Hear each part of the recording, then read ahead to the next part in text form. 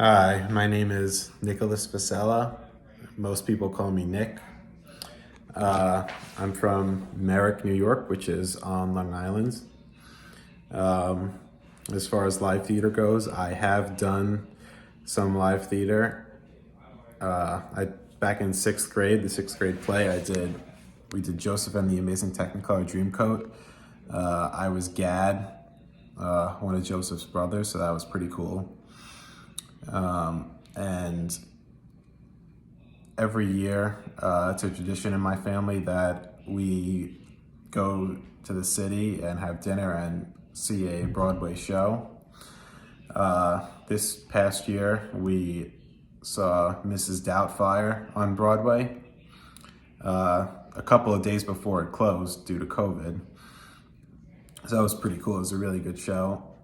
And a couple of fun facts about myself. I'm a big sports fan and I love to fish. And for Hamilton, the three words I chose to describe it were impressive, enthralling, and innovative. Impressive because the actors did an incredible job. There are so many lines to memorize and spots to be on stage, and syncing everything up between lyrics and the music. It was just a show with a ton of moving parts, and it was really impressive that they were able to nail it as perfectly as they did. Enthralling because I'm kind of a history buff, as it already is, so I like the story of prominent historical figures such as Hamilton. So, and with the job the actors did, it was a really easy storyline to follow. So it was enthralling to me, and innovative because it was taking a story from back in the late 1700s, early 1800s, and essentially telling it through 2.5 hours of music and singing and rapping. And also, as far with the casting, they had a very diverse cast with African Americans playing, Thomas Jefferson, James Madison, George Washington, and Hamilton himself and Burr. So that's why I chose innovative. And for theme, I said this play was about legacy, because I kind of the parts of the play that I focused on were towards the end, where Hamilton, he essentially, the message he's trying to convey, he threw away his shot because he didn't want to be known as a murderer or somebody that's killed before, and he taught his son the same thing. So, the play was built up the entire time about Hamilton not throwing away his shot. He's going to strike when the moment, when he seizes the moment. And then at the end, he throws away his shot by not shooting Burr. So I went with legacy. And I said the playmakers wanted the audience to think about legacy and what kind we want to leave. Because, when you're watching shows, you tend to put yourself in the place of main character, and what would you do if you were in Hamilton's spot. So I thought the playmakers did a good job of getting the audience to think about that, which is why I thought that they were successful in their purpose, for the reasons I just gave. I certainly thought about putting myself in Hamilton's shoes, so I thought that they were successful with that purpose in the current events. So we talked about the idea of owning your own. And I like the idea of that because, nowadays a lot of people, they tend to be entrenched in their beliefs, and they tend to think that what they believe is fact rather than opinion. So the idea of owning your own gets you to be open to change and hear out other people's ideas that are different from yours. So I think the idea of owning your own is very important when discussing a variety of topics. All right, number 9. And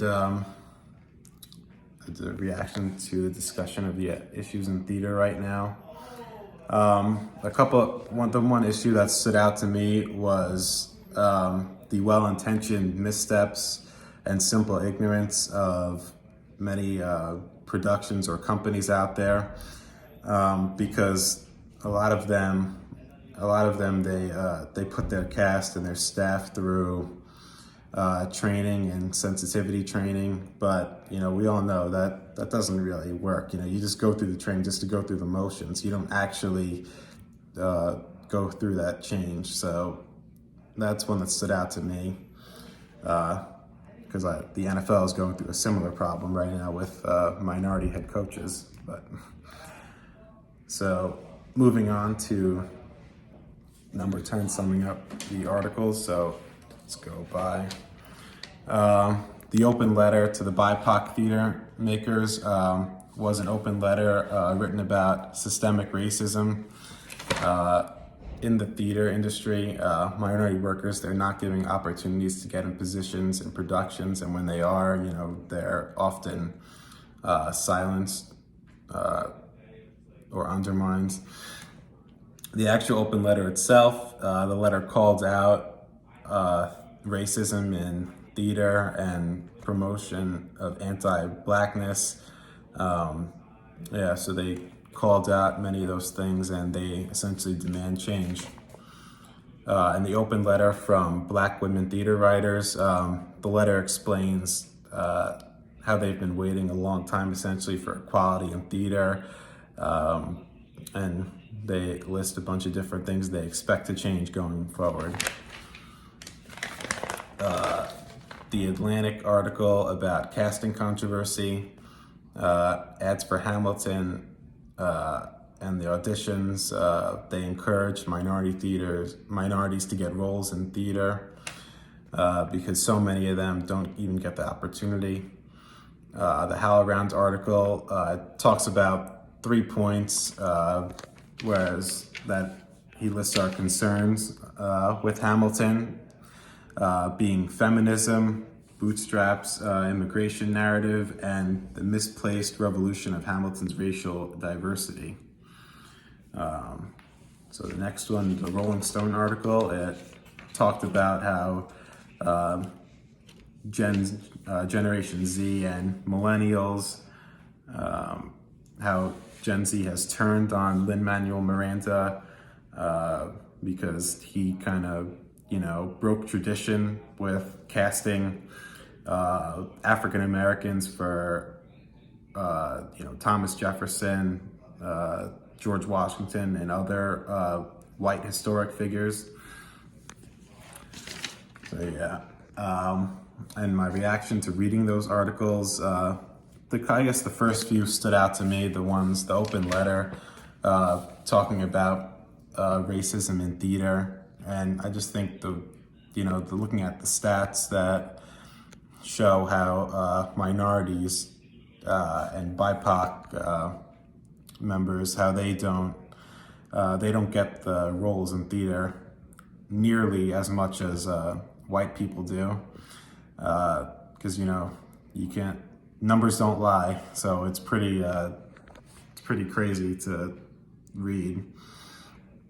And Hamilton, in context of these articles, I kind of think Hamilton, it was, going back to what I said earlier, that it was innovative. I kind of think Hamilton was in an attempt to make good strides at correcting these errors and the lack of diversity in theater.